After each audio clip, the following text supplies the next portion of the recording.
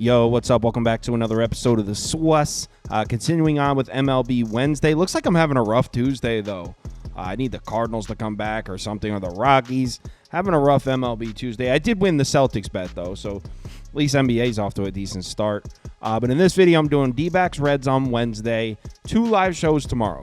11:30 a.m. Eastern Time, we'll go through the MLB day games. Then 4 p.m. Eastern Time, we'll go through NHL playoffs, NBA playoffs, and the MLB night games. So hope to see you in the live show. Arizona, Cincinnati, let's roll. Welcome to the SWUS. The SWUS. SWUS. Hey, get the SWUS. All right, so like I said, D-backs are on the road in Great American Ballpark here. Reds are very short home dogs, minus 105 at home. Total sitting at 9. On the mound for Arizona, we got Jordan Montgomery. Pitching for the Reds, we got Graham Ashcraft. Let's take a quick look at the spreadsheet. According to the model, we got a very slight lean on Arizona, 2.35 to 2.06 through 5 innings. Final score, 4.45, 3.67 Arizona again. All right, so let's take a look at this matchup. And normally I would start with the away team's bats, but we got to start with the Reds hitting numbers because they've hit all-time lows here. This is the coldest lineup in baseball. I don't know if it's even close. You can see dead last in every single category in the last 14 days, dead last in every single category in the last 7 days. Their numbers at home. This is their numbers against lefties, I'm sorry. Jordan Montgomery is on the mound, a lefty. See, Reds, one of the worst lineups in baseball against left-handed pitching recently. 29th across the board the last 14, 29th across the board in the last 7. How about their numbers at home at Great American Ballpark? Dead last. The worst home lineup in baseball recently. Pretty much dead last across the board in the last 30, dead last across the board in the last 14. There's just not many redeeming qualities from the Reds lineup right now. We take a look at the recent game logs of lefty starters against the Reds. I mean, they have gotten to a couple here. They did get to Christopher Sanchez. They did get to Patrick Sandoval. They didn't touch Ranger Suarez at all. Didn't touch Cole Irvin. Didn't touch Tyler Anderson. As a whole, it's really, really hard to put any sort of faith in the Reds lineup right now. Now, Jordan Montgomery is coming off a start against the Dodgers where he did get hit up. Gave up 9 base runners in just 3 innings, 6 earned runs. He got absolutely shelled. That was at home in Arizona. His 2 road starts before that were both great, though. He had a really great start on the road in St. Louis. 7 innings pitched, just 8 base runners, 3 earned runs. I mean, go 7 innings is solid, especially when he was hurt to start the season. He started off the year with a great start against the Giants in San Francisco. So coming off the worst start of his season by far, I think it's a solid spot for Montgomery to bounce back. Now, we can look at the Arizona bullpen because it's been bad. In the last 30 days, the D-backs have one of the worst bullpens in baseball, and it hasn't really been improving.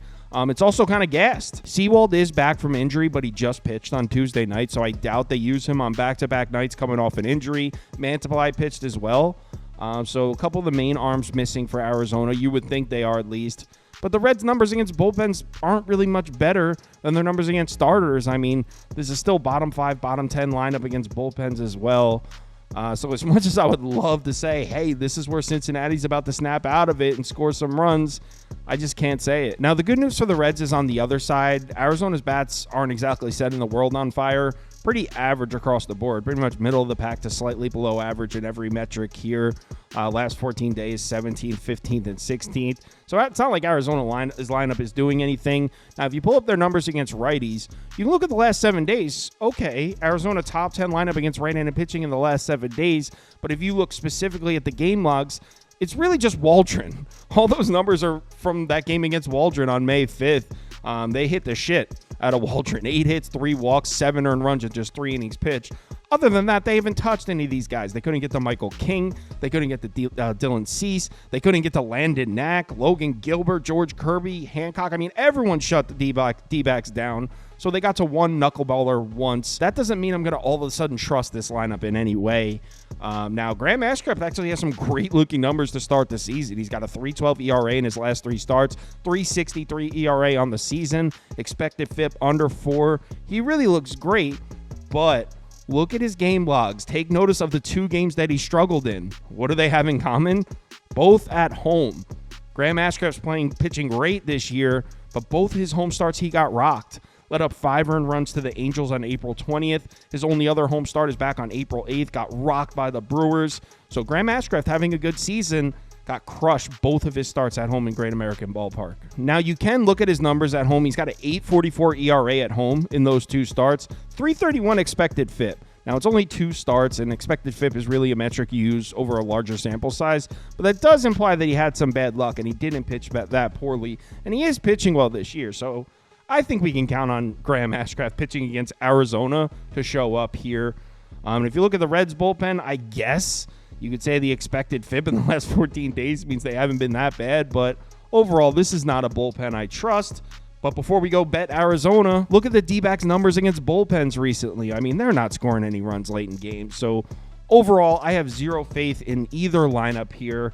You can get a first 5 under 4.5 at -102. I'm going to take that. Give me the first 5 under here. I guess if you're looking to play a side, maybe wait and play Reds live. Maybe the Reds are able to get to the D-backs bullpen, which really has been pretty terrible and missing a couple arms. So maybe look the Reds live.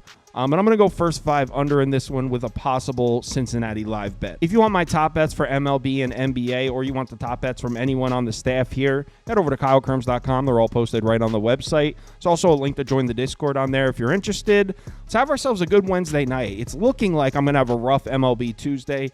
Games are no. Actually, Brewers have 2 men on here, so maybe the Brewers can come back, but definitely a rough start to the baseball day. NBA, I won the Celtics game, so whatever. Hopefully Tuesday turns around for me. But if it doesn't, we'll bounce back on Wednesday. Remember to bet responsibly. See you on the live shows, and I'll talk to you in the Discord.